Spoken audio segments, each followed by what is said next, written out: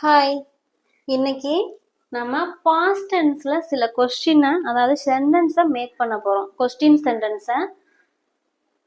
அவன் மதுரை வந்துட்டானா? ஃபர்ஸ்ட் பாருங்க, அவன் மதுரை வந்துட்டானா. இதுல வந்துட்டானா அப்படின்னு கேக்குறது தான் நம்ம பார்க்கணும். பாஸ்ட்ல இருக்கு, வந்துட்டானா அப்படின்னு கேக்குறோம். பாஸ்ட்ல இருக்கனால நம்ம கொஸ்டினை டிட்ல தான் ஸ்டார்ட் பண்ணணும். டிட் எப்பவுமே டிட்டுக்கு அப்புறம் சப்ஜெக்ட் தான் வரணும், அதுக்கு அப்புறம் தான் வேர்ப் வரணும். ஓகேவா? நெக்ஸ்ட் சப்ஜெக்ட் என்ன இருக்கும் பாருங்க, அவன், டிட் ஹி. நெக்ஸ்ட் வேர்ப் வரணும். வேர்ப் வந்து வர்றது. ஓகேவா? அப்போ வர்றது அப்படின்னா என்ன? கம். நீங்க கேம் அப்படின்னு போடக்கூடாது. கேம்னு போட்டா இந்த கொஸ்டினே தப்பு. டிட் பிளஸ் கம் தான் கேம். ஸோ இங்க வந்து கேம்னே போடக்கூடாது. ஓகேவா? டிட் ஹி கம், மீதம் இருக்கிறது மதுரை. மதுரைக்கு வந்துட்டானா அப்படின்னு கேட்கும்போது did he come to Madurai.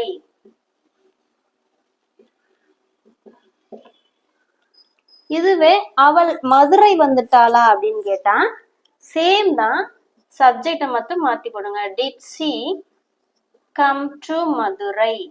Name இருந்தா did Ramu come to Madurai, did Sheela come to Madurai. இந்த மாதிரி நேம் வச்சு யூஸ் பண்ணிக்கலாம். நான் உன்னை நம்பினேனா? நான் உன்னை நம்பினேனா அப்படின்னு கேட்போம்ல, இங்க நம்பினேனான்னு கேக்குறது தான் past. So did, subject I, did I, verb என்ன? நம்புறது. நம்புறது அப்படின்னா என்ன? பிலீவ். ஸோ ஃபர்ஸ்ட் ஃபார்ம் என்ன பிலீவ்க்கு? டிட் ஐ பிலீவ் உன்னை. Did I believe you. ஓகேவா? ஃபர்ஸ்ட் ஃபார்ம் தான் போடணும். வேர்போட ஃபர்ஸ்ட் ஃபார்ம் V1 ஃபார்ம் தான் போடணும். டிட் ஐ பிலீவ் யூ, நான் உன்னை நம்புனேனா. இதுவே நான் அவனை நம்புனேனா அப்படின்னா டிட் ஐ, அவனை அப்படின்னா என்ன போடணும்? Believe him. Did I believe him. அவளைனா டிட் ஐ பிலீவ் ஹர், அந்த மாதிரி போடணும். ஓகேவா? நான் கதவை பூட்டினேனா? நான் கதவை பூட்டிட்டேனா அப்படின்னு கேட்போம்ல, டிட் சப்ஜெக்ட் ஐ, பூட்டுறது தான் இந்த இடத்துல verb. அப்ப பூட்டுறதுக்கு என்ன? லாக். Did I lock. கதவை பூட்டினேனான்னு கேக்குறாங்க. அப்ப கதவு அப்படின்னா என்ன? Door. The door. Did I lock the door. ஓகேவா? அது பறந்துச்சா? பறந்துச்சான்னு சொல் வழக்குல கேட்போம்ல, பேச்சு வழக்குல. அப்போ எழுதும் போது பறந்ததா அப்படின்னு எழுதியிருக்கேன். அது பறந்ததா. டிட்,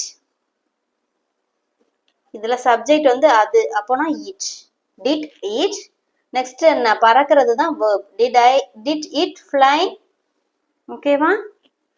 டிட் இருக்கணும், சப்ஜெக்ட் இருக்கணும், verb இருக்கணும், அப்புறம் மீதம் இருக்கிறத எழுதிடலாம். ஓகேவா?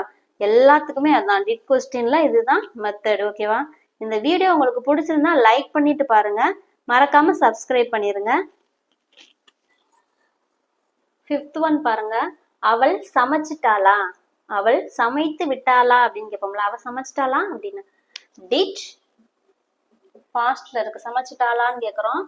டிட் சப்ஜெக்ட் சி, verb வந்து சமைக்கிறது. So cook. Did she cook, அவள் சமைச்சிட்டாளா?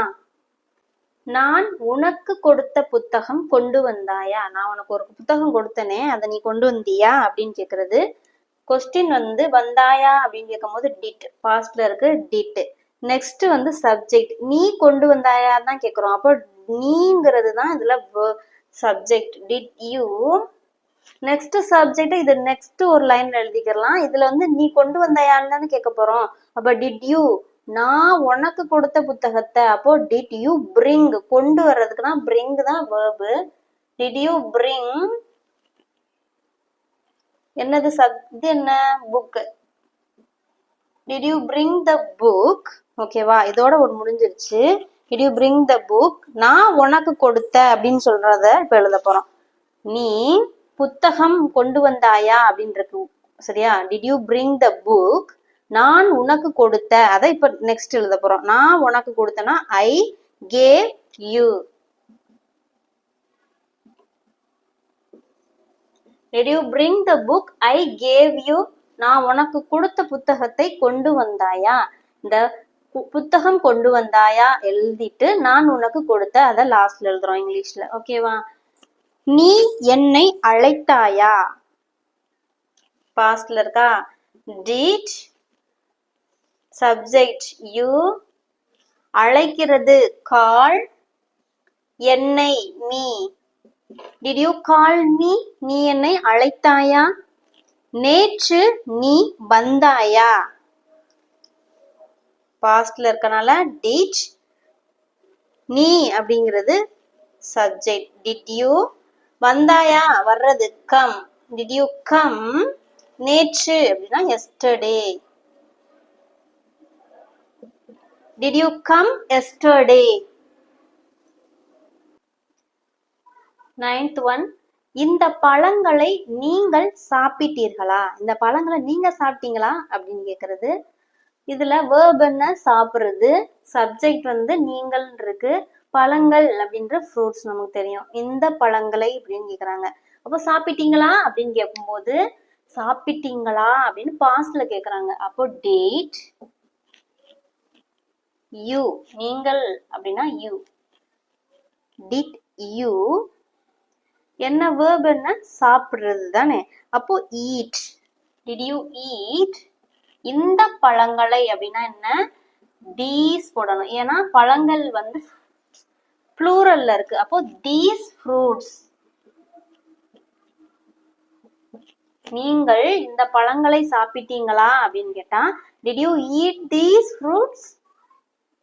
நீங்கள் இதை நன்றாக உலர வைத்தீர்களா?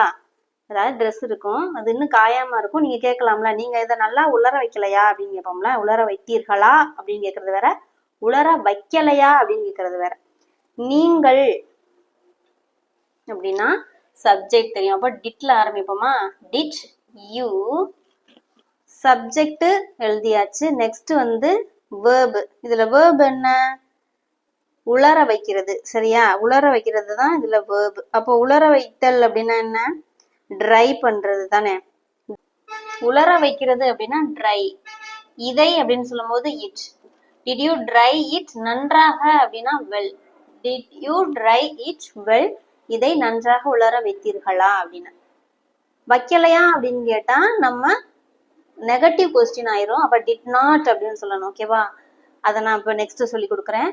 நீ ஏதாவது கேட்டியா அப்படின்னு கேக்குறது. அப்போ did subject you. Did you இதுல எது வேர்பு? கேக்குறது. அப்போ கேக்குறது அப்படின்னா என்ன? ஹியர். டிட் யூ ஹியர் ஏதாவது அப்படின்னா anything. Did you hear anything? Rani மருத்துவரை சந்தித்தாளா? சந்தித்தாளா அப்படின்னு கேக்குறாங்க. டிட் நேம் இருக்கு. அப்போ நேமும் போட்டுக்கலாம், சி போறதுனாலும் போட்டுக்கலாம். டிட் ராணி சந்தித்தாளா அப்படின்னு கேட்கும் போது meet. Did Rani meet the doctor? மருத்துவரை அப்படின்னு சொல்லும் போது the doctor. Did Rani meet the doctor? Did question, அதாவது பாஸ்ட்ல சில கொஸ்டின் பார்த்தோம்ல, அதுவே நெகட்டிவா கேட்கணும் அப்படின்னா டிட் நாட் யூஸ் பண்ணணும். அவ்வளவுதான். Did she dance at the party? அவள் பார்ட்டில டான்ஸ் ஆடினாளா அப்படின்னு பாஸ்ட்ல கேட்டா did she dance at the party அப்படின்னு கேட்கணும்.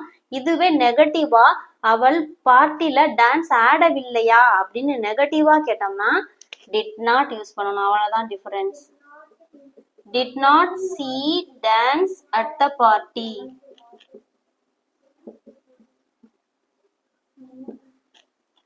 Did he cook dinner yesterday? அவன் yesterday குக் பண்ணானா அப்படின்னு டின்னர் குக் பண்ணானா அப்படின்னு கேக்குறோம். ஓகேவா? பாஸ்ட். பண்ணலையா அப்படின்னா டிட் நாட். ரெண்டுக்கும் டிஃபரன்ஸ் இதுதான். சேம். நாட் மட்டும் யூஸ் பண்ணணும். Did not he cook dinner yesterday? அவன் நேத்து டின்னர் குக் பண்ணலையா? பண்ணானா பண்ணலையா? ஓகேவா? பண்ணானான்னு கேட்கும்போது டிட். பண்ணலையா அப்படின்னா டிட் நாட். இது பாசிட்டிவ் கொஸ்டின், இது நெகட்டிவ் கொஸ்டின். ரெண்டுக்கும் இதான் டிஃபரன்ஸ். அவள் சமைச்சிட்டாளா அப்படின்னு கேட்டோமா, டிட் சி குக். அவள் சமைக்கவில்லையா அப்படின்னு கேட்டா டிட் நாட் சி குக். அவ்வளவுதான் டிஃபரன்ஸ். ஓகேவா? டிட்க்கும் டிட் நாட்டுக்கும். அது பாசிட்டிவ், இது நெகட்டிவ். இப்போ நல்லா உங்களுக்கு புரிஞ்சிருக்கும். நான் உங்களுக்கு சில ஹோம்ஒர்க் கொடுக்குறேன், அதை கமெண்ட்ல சொல்லுங்க. ஃபர்ஸ்ட் ஒன், பணத்தை அனுப்பவில்லையா. செகண்ட் ஒன், நீ சிற்றுண்டி சாப்பிட்டியா. இதற்கான விடையை கமெண்ட் பண்ணுங்க. இந்த வீடியோ பிடிச்சிருந்தா மறக்காம லைக் பண்ணிட்டு பாருங்க. தேங்க்யூ.